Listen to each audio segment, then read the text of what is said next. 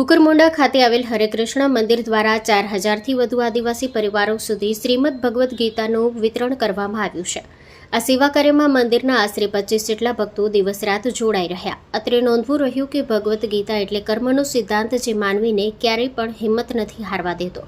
તું કર્મ કરે જા, ફળની ચિંતા ન કર, તારી કરણીનું ફળ તને એકને એક દિવસ અવશ્ય મળશે. કારણ કે કર્યા વિના કંઈ મળતું નથી અને કરેલું ફોકટ જતું નથી. વિશ્વમાં હિંમત હારી ગયેલા કોઈપણ વ્યક્તિને બેઠો કરવાની અને ફરી દોડતા કરવાની તાકાત ધરાવતો ગ્રંથ એટલે શ્રીમદ ભગવદ્ ગીતા. આ ગ્રંથ માત્ર એક ધાર્મિક ગ્રંથ નથી, પણ વ્યક્તિને જીવન જીવતા શીખવાડે એવો ગ્રંથ છે. તમને વિશ્વાસ ન આવતો હોય તો યુટ્યુબ પર સરળ ભાષામાં ભગવદ્ ગીતાને એકવાર સાંભળી જુઓ.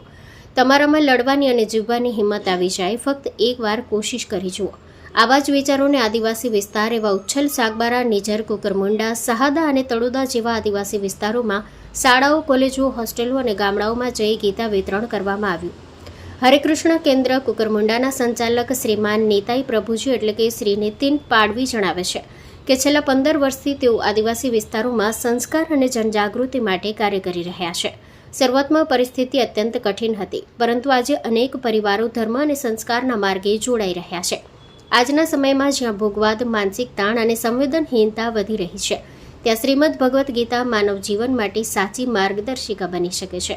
ગીતા માત્ર ધાર્મિક ગ્રંથ નથી, પરંતુ જીવન જીવવાની કળા શીખવાડતું જીવન વિજ્ઞાન છે, જે કર્મ, ધર્મ, પરિવાર, આત્મા અને પરમાત્માના ગહન અર્થ સમજાવે છે.